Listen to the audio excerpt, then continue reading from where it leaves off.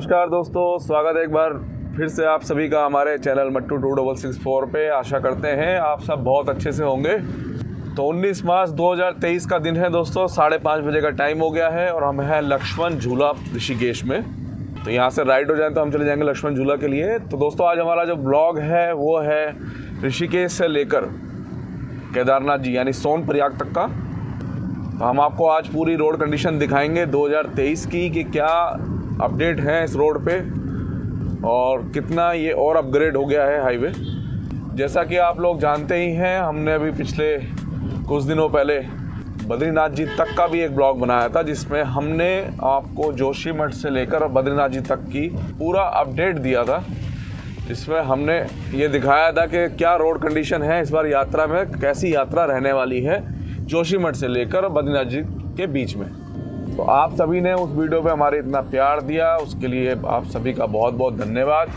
तो 291 किलोमीटर बद्रीनाथ जी हैं यहाँ से और केदारनाथ जी हैं 223 किलोमीटर, मगर हमें गाड़ी जो चलानी है वो मात्र 200 किलोमीटर के आसपास ही चलानी है, क्योंकि 21 किलोमीटर है आपका सोनप्रयाग से।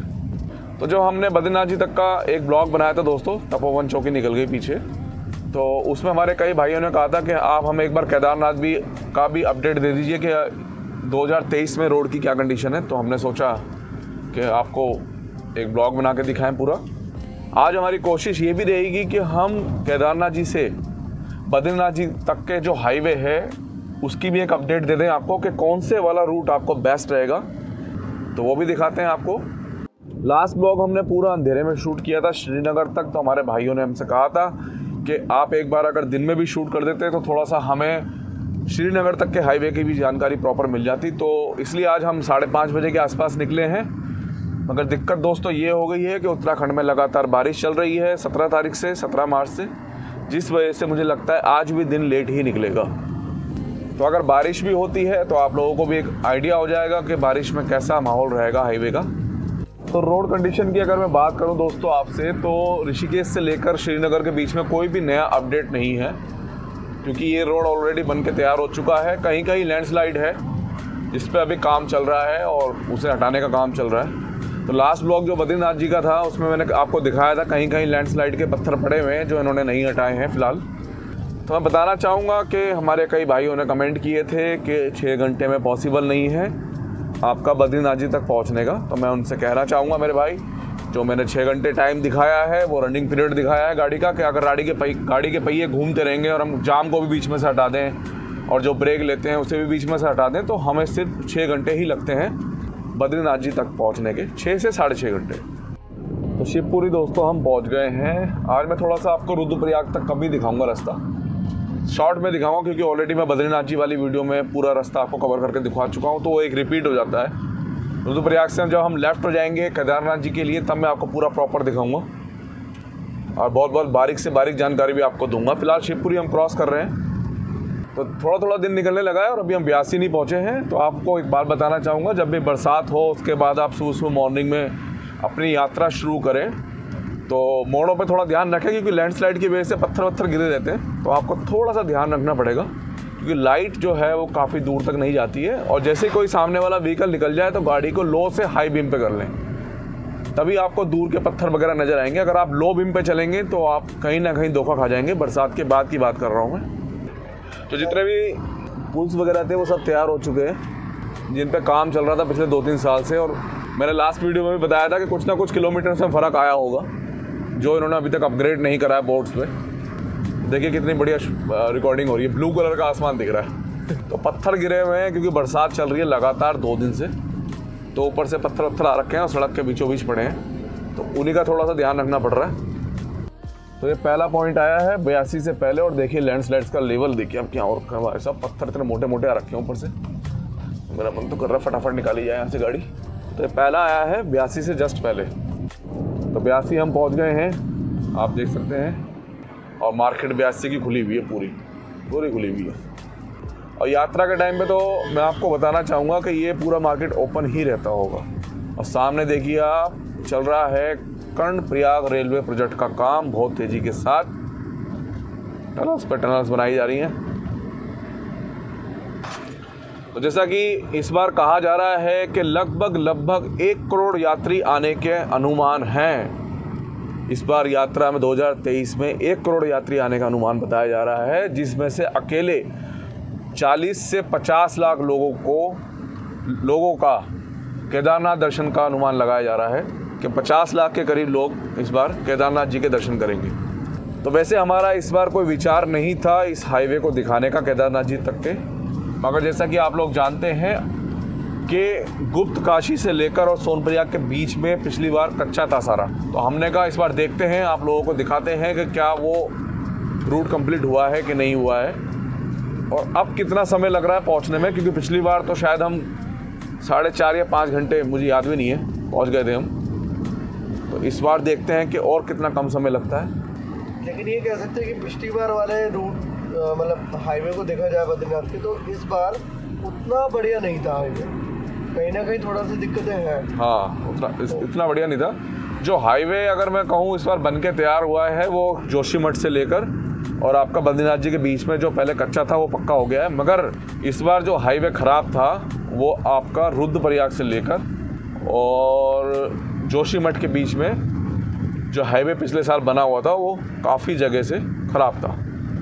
तो अभी हम जहाँ से गुजर रहे हैं दोस्तों, ये है विश्व प्रसिद्ध तोता घाटी। इसको लेके भी काफ़ी ब्लॉग्स बने थे, आपने देखा था, हमने भी बनाए थे। मशहूर है ये घाटी ना, और अब तो लगता ही नहीं है कि हम तोता घाटी से गुजर रहे हैं, मतलब बिल्कुल क्लोज आके ही पता चलता है। कई बार तो जो वो कट है जहाँ पे मूर्ति बनी हुई है, यहाँ पे थोड़ा सा लैंडस्लाइड हो रखा है, तो थोड़े बहुत पत्थर वगैरह गिरे हुए हैं। कि इसका जो कारण है वो ये है कि 2 से 3 दिन से लगातार बारिश चल रही है। तो ये आपको थोड़ा सा ध्यान रखना पड़ेगा कि अगर आप बारिश के टाइम पे यात्रा में आते हैं तो इन सब चीज़ों को आपको सामना करना ही पड़ेगा। तो मेरे कई भाई सोचेंगे आज मैं थोड़ा सा राइट साइड में ज़्यादा चल रहा हूँ, उसका कारण जो है वो ये है कि लेफ़्ट साइड में लैंडस्लाइड की वजह से पत्थर वगैरह गिरे हुए हैं, तो थोड़ा संभल के चलना पड़ रहा है।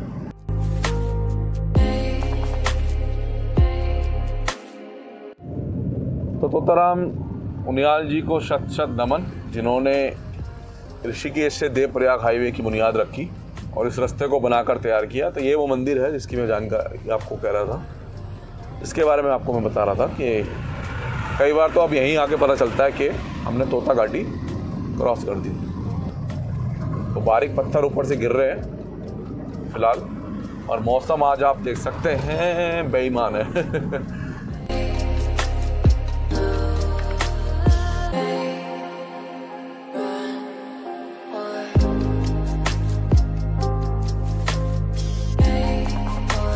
तो आप मौसम देखिए कितना खतरनाक हो गया है, और हम बादलों के बीच में से निकलते हुए, तो ये व्यू है ना, ये बड़ी मुश्किल से देखने को मिलते हैं कई बार। तो 143 किलोमीटर दूरी रह गई है बाबा केदारनाथ जी की, जोशीमठ 184। तो हम पहुंच गए हैं दोस्तों फिलहाल देवप्रयाग, वो आपको दिखाता हूँ आगे। तो 1 घंटा 15 मिनट ही लगे दोस्तों में यहाँ तक पहुँचने में, और हम पहुँच गए हैं देवप्रयाग। अब आपको संगम दिखाता हूँ और फिर हम बढ़ते हैं आगे। सुबह सुबह का नज़ारा देवप्रयाग का, और ये है संगम, आप देख सकते हैं, और ये पूरा देवप्रयाग।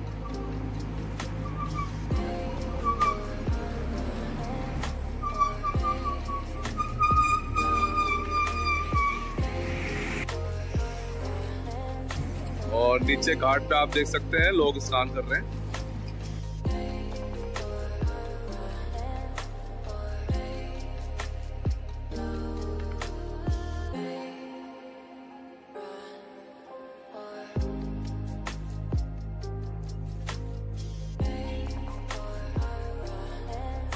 तो बढ़ते हैं आगे, आपको आगे दिखाते हैं। दोस्तों मात्र 1.25 घंटे में हम देवप्रयाग पहुंच गए हैं ऋषिकेश से, और वो इसलिए हो जाता है क्योंकि हम मॉर्निंग में जल्दी निकलते हैं, और हमने आपको आज देवप्रयाग का नज़ारा भी दिखाया। पिछली बार हमने जब बद्रीनाथ जी का टूर किया था तो अंधेरा हो रखा था, तो हमने वो भी दिखाया था आपको। इस बार रोशनी में दिखाया। आप भी कभी यात्रा कर रहे हैं तो ये व्यू तो जरूर देख के ही आगे बढ़े। बिल्कुल, ये तो बहुत इम्पोर्टेंट व्यू है, जहाँ अलकनंदा और भागीरथी का संगम होता है।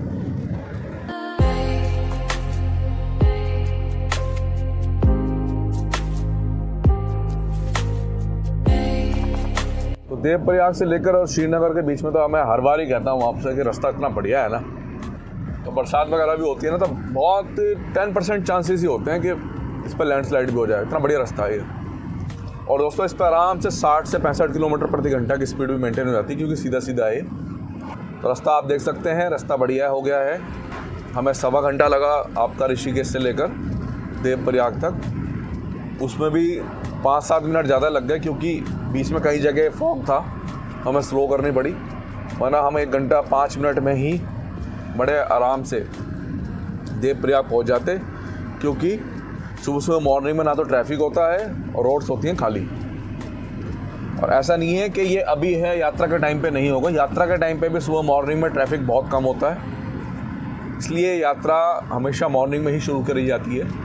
मैक्सिमम लोग मॉर्निंग में ही शुरू करते हैं।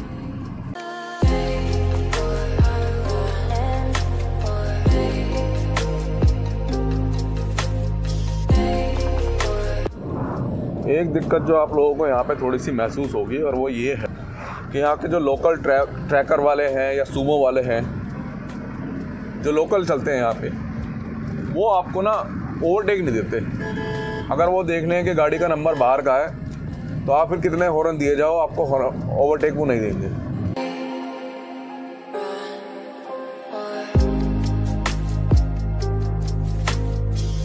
तो हाईवे देखिए आप कितना ज़बरदस्त है। ये रोड तो इतना बढ़िया बना हुआ ना, देवप्रयाग से श्रीनगर के बीच में, जितनी तारीफ की जाए तो नहीं कम है। सबसे बेस्ट रोड है ये, या सबसे बेस्ट पैच है ये 40 किलोमीटर का, Rishikesh to Badrinath, Rishikesh to Kedarnath highway का।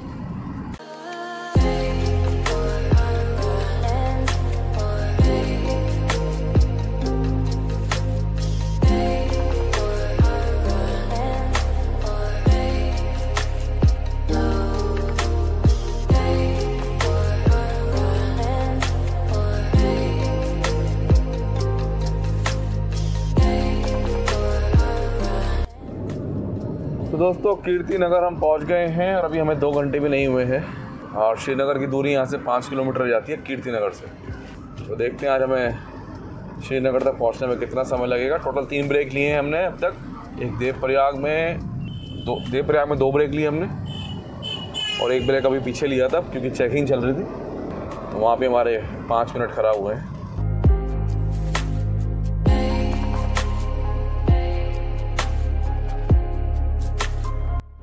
तो ऋषिकेश से ठीक 2 घंटे में हम लग गए हैं दोस्तों श्रीनगर। और थोड़ा सा मौसम आज ख़राब है, जिस वजह से अभी तक दिन नहीं निकला है। 7:30 बज चुके हैं। ऋषिकेश से लेकर श्रीनगर के बीच में हमने टोटल 13 मिनट के ब्रेक लिए थे। अगर वो मैं हटा दूँ तो लगभग 1 घंटा 50 मिनट ही लगे हमें यहाँ तक पहुँचने में।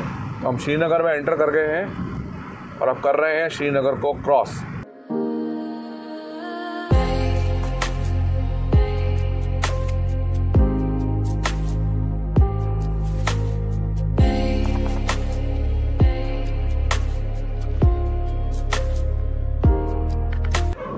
तो देखा जाए तो दोस्तों श्रीनगर तक तो कोई भी बदलाव नहीं है हाईवे पे, सब कुछ पहले जैसा ही है और पिछले साल जैसा ही है। कोई ख़ास बदलाव आपको देखने को नहीं मिलेगा। असली पिक्चर जो है वो आपकी श्रीनगर से शुरू होती है और वो रुद्रप्रयाग के बीच में है, और फिर उससे आगे का तो हम आपको बता ही देंगे। तो सबसे बड़ी दिक्कत जो ये है वो ये है, श्रीनगर से धारी देवी के बीच में आपको 1 से 2 जगह लैंडस्लाइड मिलेगा, और वहाँ पे आपको ट्रैफिक जाम भी झेलना पड़ सकता है इस बार यात्रा में। और माँ धारी देवी से लेकर रुद्रप्रयाग के बीच में 3 से 4 जगह प्रॉब्लम है हाईवे पे फिलहाल। तो कर्णप्रयाग 58, रुद्रप्रयाग 25, और माँ धारी देवी का मंदिर 9 किलोमीटर रह गया यहाँ से, और बद्रीनाथ जी 186 किलोमीटर।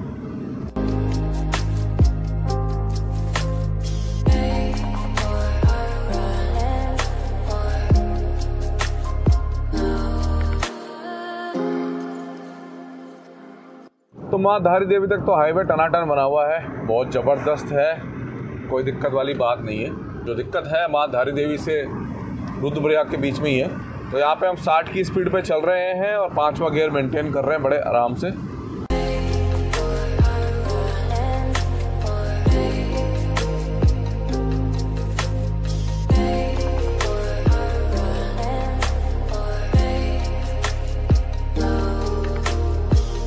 तो तो श्रीनगर से माँ धारी देवी तक आने में तो आपको कोई भी समय नहीं लगेगा ज़्यादा खास। हमें मुश्किल से 15 मिनट ही लगे हैं श्रीनगर से माँ धारी देवी तक आने के लिए, और हम पहुंच गए दोस्तों माँ धारी देवी के मंदिर में। तो आप भी चाहें तो अगर आप लोगों पे समय हो यात्रा के दौरान तो आप भी माँ धारी देवी के दर्शन कर सकते हैं। तो फिलहाल हम पहुंच गए हैं माँ धारी देवी के मंदिर कलियासोड़। तो यहाँ से है एंट्री, लेफ्ट हो जाए यहाँ से तो हम चले जाएंगे माँ धारी देवी के लिए। अब जो मेन पैचेस हैं जिस पर टाइम लगने वाला है वो माँ धारी देवी के बाद ही हैं, क्योंकि हम मॉर्निंग में निकले हुए हैं। तो आप देख सकते हैं ट्रैफिक फ़िलहाल बहुत कम है, ना के बराबर ही समझो आप। तो रुद्रप्रयाग की दूरी अभी यहाँ से रह गई है लगभग 18 किलोमीटर के आसपास। तो देखते हैं हमें कितना समय लगता है यहाँ से।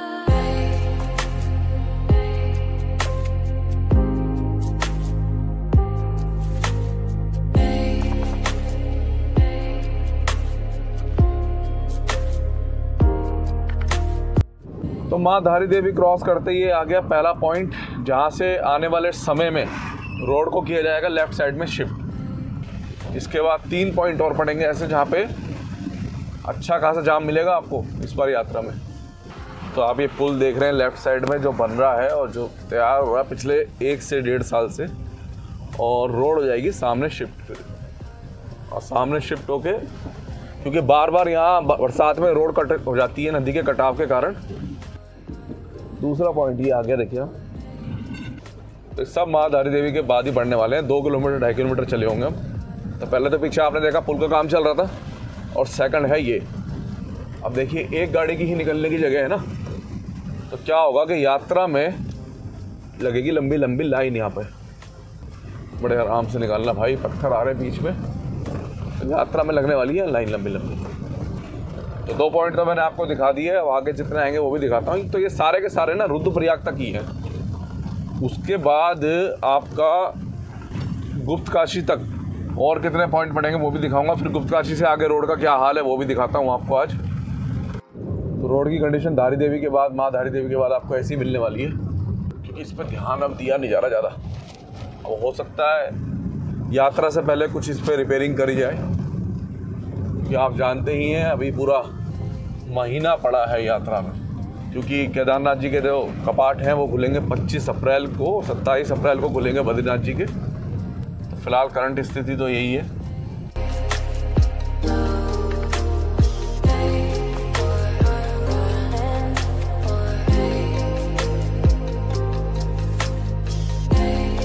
सबसे मेजर पॉइंट तो यही है जहाँ पे चल रहा है कर्णप्रयाग रेलवे टनल का काम। मेजर भी और ये सबसे लास्ट है रुद्रप्रयाग। इसके बाद आपको रुद्रप्रयाग तक कोई दिक्कत नहीं मिलेगी, सारा क्लियर ही मिलेगा फिर आपको। और सामने टनल तैयार है ऑलमोस्ट, अब ट्रेन गुजरने की ही देरी रह गई बस। तो अब आपको रुद्रप्रयाग तक टपा टॉप रोड मिलने वाली है, बढ़िया ऐसी। आप देख सकते हैं क्या शानदार रोड है। तो जो रोड ख़राब थी पीछे यहीं तक थी जहाँ पर टनल का काम चल रहा है, और जो ये पैचेस है ना दोस्तों, ये आपका श्रीनगर से और आपका रुद्रप्रयाग के बीच में ही है, और मेन जो है वो माँ धारी देवी के बाद है। अब आगे आने वाला है रुद्रप्रयाग।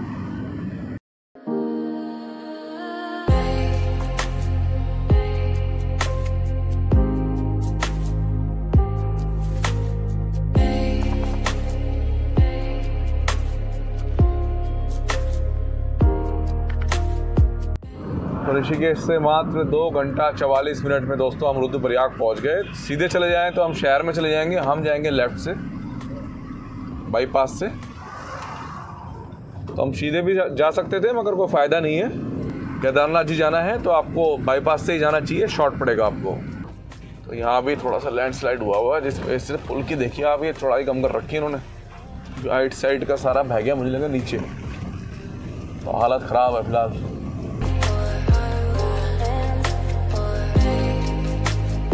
तो अब पता चलेगा मेन तो कि रुद्रप्रयाग के बाद आपका कितना तैयार है केदारनाथ जी का हाईवे, क्योंकि रुद्रप्रयाग तक तो आपका सेम ही रहने वाला है। बद्रीनाथ जी का हाईवे भी यहीं तक साथ चलता है, उसके बाद अलग अलग होते हैं दोनों रास्ते। तो रुद्रप्रयाग से ही बद्रीनाथ जी के लिए अलग रास्ता हो जाता है दोस्तों, और केदारनाथ जी के लिए अलग। तो मेन तो यहीं से पता चलने वाला है। तो अभी हम चल रहे हैं रुद्रप्रयाग बाईपास पे।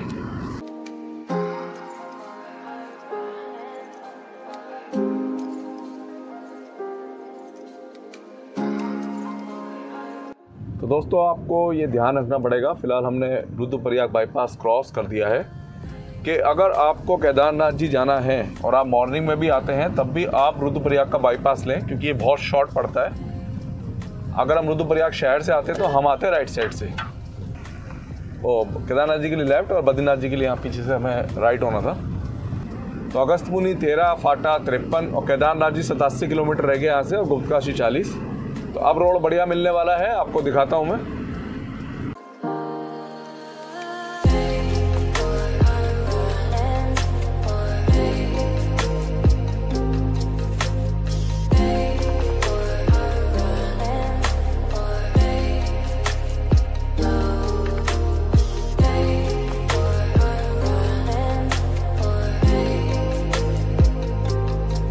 तो रुद्रप्रयाग से लेकर दोस्तों आपका केदारनाथ जी तक, मतलब सोनप्रयाग तक, इतने रेस्टोरेंट्स मिलेंगे आपको, इतने स्टे होम मिलेंगे, इतने होटल्स मिलेंगे कि बिल्कुल भी आपको परेशानी नहीं होगी। आप कहीं भी रुक सकते हैं, गुप्तकाशी रुक सकते हैं, तिलवाड़ा रुक सकते हैं। यहाँ भी आप देख रहे हैं सड़क पे ही होम स्टे वगैरह है। तो इनमें बेनिफिट ये होता है कि ना, ये बहुत कम पैसों में मिल जाते हैं आपको, 500 रुपये, 600 रुपये, 700 रुपये, 800 रुपये में, और अच्छी खासी सुविधाएँ आपको मिल जाती हैं यहाँ पर ना।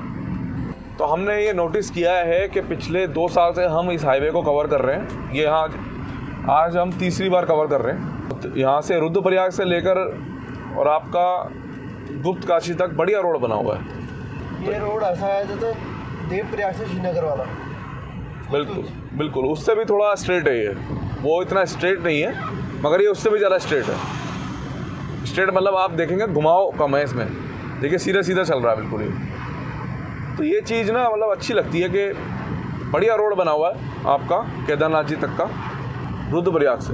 तो हम आराम से 50 की स्पीड लेके चल रहे हैं गाड़ी की, ज़रा तेज़ हम नहीं चला रहे हैं।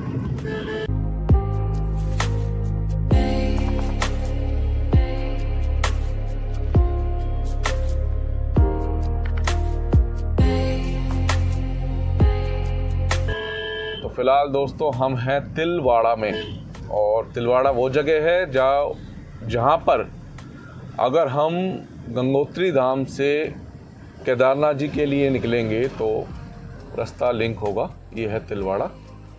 तो जैसा कि मैं बता रहा था, तिलवाड़ा वही जगह है कि जब आप गंगोत्री धाम से केदारनाथ जी के लिए आएंगे वाया उत्तरकाशी, तो आप यहीं पे आके निकलेंगे। तो वो रूट भी कोशिश करेंगे इस साल आपको कवर करने की, दिखाने की, कि कवर करके दिखाएं आपको वो रूट भी कैसा है। आज हमारा टारगेट है केदारनाथ जी तक का, और उसके बाद बद्रीनाथ वाले हाईवे को भी लिंक करके दिखाएं आपको। तो देखिए लिखा आ गया टिहरी, केदारनाथ और अगस्त्यमुनि। तो ये कट है दोस्तों, यहाँ से लेफ़्ट हो जाए तो हम चले जाएंगे गंगोत्री धाम के लिए। तो हम बढ़ गए आगे फ़िलहाल। तो तिलवाड़ा में भी आपको थोड़ा टाइम लग सकता है क्योंकि सिटी से ही गाड़ी निकलती है।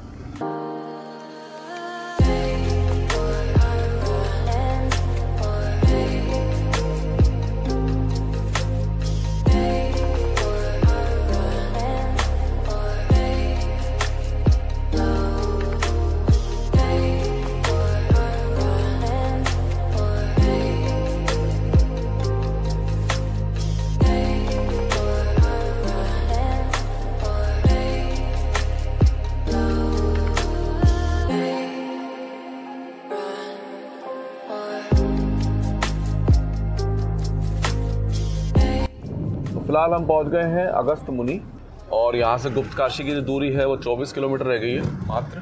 तो अगस्त्यमुनि में भी थोड़ा सा मेरे ख्याल से रश रहता होगा यात्रा के टाइम पे, चौड़ाई में कम है रोड अंदर शहर की।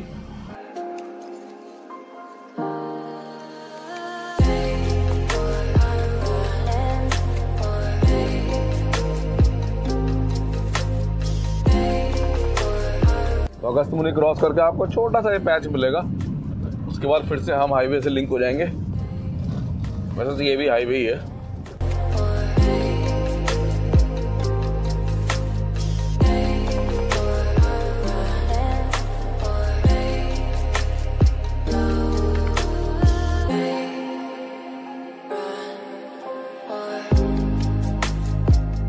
तो आप लोगों को एक जानकारी और देना चाहूँगा।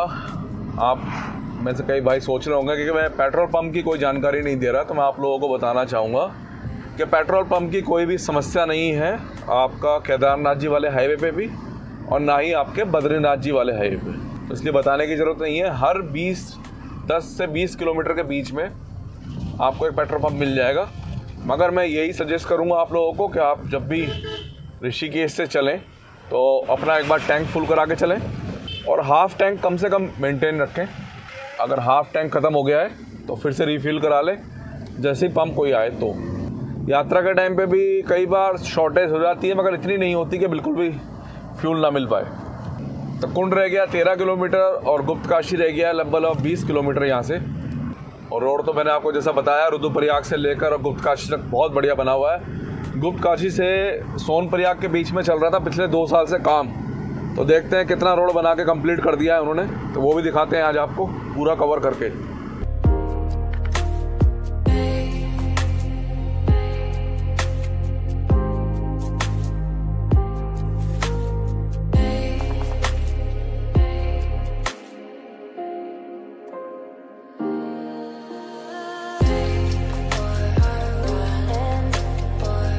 ताज़ा बर्फबारी के कुछ नज़ारे हैं, आपको दिखाते हैं। गोलू दिखाएगा आपको।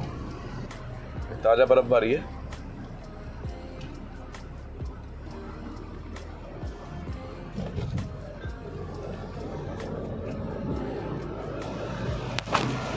तो अगर मार्च में यात्रा खोल दी जाए ना दोस्तों, तो इतनी बर्फ़ मिलने वाली है ना आपको केदारनाथ जी पे कि आप खुद कहेंगे। देखिए सामने, ओए होए होए होए होए। तो ये पुल भी देखिए आप बन के तैयार हो गया है। लास्ट टाइम जब आए थे तो अंदर से आते थे हम गांव से। बहुत ही छोटा रोड था और एक बारी में एक गाड़ी निकलती थी, वो पुल बना हुआ राइट वे। बहुत इंपॉर्टेंट रोल प्ले करेगा कि जाम से बचाने के लिए। तो मेन जो अब रह गया है ना, जो मेन रह गया है वो आपका रह गया है तिलवाड़ा से क्रॉस करना और उसके बाद अगस्त्यमुनि को क्रॉस करना, और तीसरा में अगर मुझे लगता है तो वो है गुप्तकाशी। वरना बाकी इस रूट पे जो पुल वुल तैयार होने थे वो सब तैयार हो चुके हैं। जैसा कि बताया मैंने कि मेन जो रह गया है वो आपका अगस्त्यमुनि और तिलवाड़ा को क्रॉस करने का जो जाम है बस वही रहे कि 20 सिटी से गाड़ी निकलती है और उसमें अच्छा खासा रश भी रहता है। बाकी तो सब क्लियर सा ही है और सामने व्यू आप देख ही सकते हैं क्या ज़बरदस्त है। तो 23 मार्च को हो रही पिछले 3-4 दिन से लगातार बारिश के कारण आपको सामने बर्फ़बारी देखने का मौका मिला और हमें भी, वरना इस समय बहुत मुश्किल होता है। मैं हरिद्वार और दिल्ली की गर्मी को देख के ये सोच रहा था कि क्या मार्च लास्ट में यात्रा नहीं हो सकती। यहाँ के लग रहा है कि नहीं, अभी शायद 25 अप्रैल भी बहुत जल्दी है यात्रा खोलनी। हाँ, आप सामने देख ही रहे हैं कितनी बर्फ़ पड़ी हुई है, तो कहाँ यात्रा खुल जाएगी इतनी बर्फ़बारी में। पूरे रूट पे बर्फ़ होगी इस समय मेरे हिसाब से। वो देखिए आप सामने पूरा चट्टा लगा पड़ा है बर्फ़ का।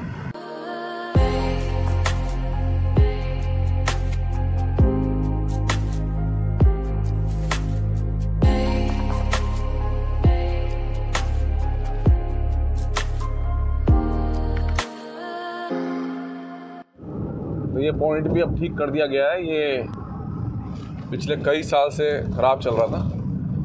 तो 50 लाख यात्रियों की आने की उम्मीद है इस साल केदारनाथ जी पे। तो उस हिसाब से रोड को अगर देखा जाए तो काफ़ी हद तक इन्होंने मेंटेन कर लिया है। बाकी तो ये उत्तराखंड की रोडें हैं, कच्चे पहाड़ हैं, हर बरसात में टूटेगी।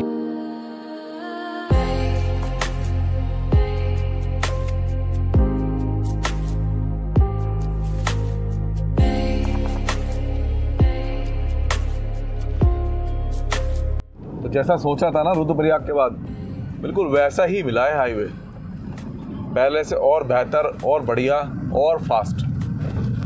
ये छोटे मोटे पैच की तो आप टेंशन मत लीजिए, ये तो हर पहाड़ पे आपको मिलेंगे, मगर जैसा सोचा था ना बिल्कुल वैसा ही मिला है। तो चारों धामों में सबसे ज़्यादा फोकस जो है वो केदारनाथ जी पे रहता है यात्रियों का। सबसे ज़्यादा वो केदारनाथ जी ही आना पसंद करते हैं। तो उस हिसाब से बहुत बढ़िया तरीके से तैयारी कर रखी है इस बार। तो हमने सोचा कि आपको ये कोई नहीं बताएगा कि इस समय रोड की कंडीशन क्या है। पिछले साल के मुकाबले अगर कंपैरिजन किया जाए तो कितनी बेहतर हुई है। तो हम क्या करते हैं, हम दोनों भाई बिल्कुल ऑनेस्ट रिव्यू देते हैं। जैसे कि आपने देखा पिछली बार बद्रीनाथ जी की रोड काफ़ी बेहतर थी, जो कि इस साल नहीं है। मतलब ऐसा नहीं है रोड बेकार है, मगर रोड स्लो है पिछले साल के मुकाबले। उसके मुकाबले अगर केदारनाथ जी की मैं बात करूं तो पिछले साल के मुकाबले काफ़ी फास्ट है रुद्रप्रयाग से। कुछ जाम के पॉइंट भी इन्होंने ख़त्म कर दिए हैं। हाँ, और जो पुल वगैरह भी पिछले साल तैयार नहीं हुए थे, जिसकी वजह से टाइम लगता था, वो भी पूरी तरीके से तैयार हो चुके हैं। तो लगता है कि केदारनाथ जी की तैयारी बढ़िया तरीके से कर ली गई है। तो बहुत ज़बरदस्त रोड है, आप देख सकते हैं। जो सच है वो हमने आपको दिखाया। मेरे कई भाई ये भी पूछते हैं कि हम ये गाड़ी या वो गाड़ी लेके आ सकते हैं, या हमने हिल पे ड्राइव नहीं किया है आज तक, हम आ सकते हैं। तो मेरे भाई कोई भी आ सकता है। अपनी साइड चलो, मोड़ों पे हॉर्न दो और उतरते समय गाड़ी को गियर पे उतारो। बस ये 3 चीज़ ध्यान रखो, आप आराम से यात्रा कर सकते हो 4 धामों की। एक चीज़ और बताना चाहूँगा आपको, भैया अपना रजिस्ट्रेशन करा के आइएगा, या रजिस्ट्रेशन यहाँ पे करा के ही यात्रा अपनी स्टार्ट करना, क्योंकि अगर आपका रजिस्ट्रेशन नहीं होगा तो आपको यात्रा नहीं करने दी जाएगी, आपको वापस लौटा दिया जाएगा। ये आप ध्यान रखिएगा। रजिस्ट्रेशन फ़िलहाल ऑनलाइन भी हो रहे हैं, उस पर डेट आप देख के अपने हिसाब से अपनी डेट को ले सकते हैं, अपनी यात्रा कर सकते हैं उस हिसाब से। अगर आप रजिस्ट्रेशन नहीं कराएंगे तो आपको बहुत ज़्यादा समस्याओं का समाधान करना पड़ेगा। पिछले साल भी केदारनाथ सोनप्रयाग से काफ़ी यात्रियों को लौटाया गया था। तो फ़िलहाल हम दोस्तों कुंड पहुंचने वाले हैं और मिलते हैं आपसे सीधे कुंड पे ही। तो कुंड से 2 किलोमीटर पहले का ये रास्ता है, जो कि पहले जैसा ही है, इसमें कोई बदलाव नहीं हुआ है। और फिलहाल तो ये पुराना रोड है, और ये सिर्फ 2 किलोमीटर भी ज़्यादा बता रहा हूँ मैं आपको, 1 से 1.5 किलोमीटर के बीच की दूरी है, जो कि आपकी थोड़ी चौड़ाई में कम है। तो फाइनली दोस्तों हम कुंड पहुंच गए हैं। अगर यहाँ से राइट हो जाएं तो हम बद्रीनाथ धाम के लिए चले जाएंगे वाया तुंगनाथ जी और गोपेश्वर। हम यहाँ से लेफ्ट हो जाएंगे केदारनाथ जी के लिए और गुप्तकाशी के लिए। तो ये वो कट है, यहाँ से हम हो गए लेफ्ट। तो आज कोशिश करेंगे आपको यहाँ से जो रास्ता है वाया गोपेश्वर और चौपता, वो रास्ता आपको दिखाएं कि चमोली तक वो कैसे कनेक्ट होता है, और आपको बद्रीनाथ का एक पूरा एस्टीमेट दे देंगे। अगर आप इस रास्ते से जाएंगे तो आपको बद्रीनाथ जी तक पहुंचने में कितना समय लगेगा। रुद्रप्रयाग पहुंचने में हमें लग गए थे 2 घंटे 44 मिनट, और रुद्रप्रयाग से दोस्तों हम यहाँ पे आ गए हैं पूरे 50 मिनट में। हमें 50 मिनट लगे रुद्रप्रयाग से कुंड तक पहुँचने में। तो तीसरा ट्रिप है हमारा 3 साल में, और हमने पहली बार तीसरे ट्रिप में ही देखा है इस रोड को चौड़ा होते हुए। तो अनकट चला रहा हूँ वीडियो को मैं, और आप देख सकते हैं रोड की हालत ख़राब है फिलहाल, क्योंकि ख़राब ही रहती है, लेकिन इस बार स्थिति थोड़ी सी मुझे बेकार लग रही है। तो रोड चौड़ीकरण का काम जो है आपका गुप्तकाशी से और सोनप्रयाग के बीच में पूरा हो चुका है। अब आने वाले समय में कि केदारनाथ जी की जो यात्रा है उसमें पैदल रास्ते को सिर्फ 8 किलोमीटर का ही रहने दें। तो सच कहा जाए तो कुछ खास मज़ा नहीं आ रहा है गाड़ी चलाने में। ये प्रोग्रेस है पिछले 1 साल में केदारनाथ हाईवे की। तो ये 2023 की रियलिटी है केदारनाथ हाईवे की, जो आप हमारे माध्यम से देख रहे हैं। तो 10 किलोमीटर के आसपास दूरी और रह गई है, और अब रोड कुछ ठीक है। तो इन पैचेस को ना 2-2 साल हो चुके हैं और इनमें कोई बदलाव नहीं हुआ है। तो क्या तैयारी है समझ में नहीं आ रहा मेरे को। तो इन लोगों ने क्या तैयारी कर रखी है, और अखबार में इतने बड़े बड़े दावे हैं कि ये है वो है, इतने यात्री आएंगे उतने यात्री आएंगे। यहाँ परेशान होने के लिए आएंगे यात्री। तो फिलहाल ये ताज़ा नज़ारे हैं आपके सोनप्रयाग के। रेडे वाले के ब्रेक फेल हो गए और ये घुस गया साइड में जाके। अरे बाप रे बाप, तो गाड़ी की हालत देखो आप क्या हो गई रास्ते में।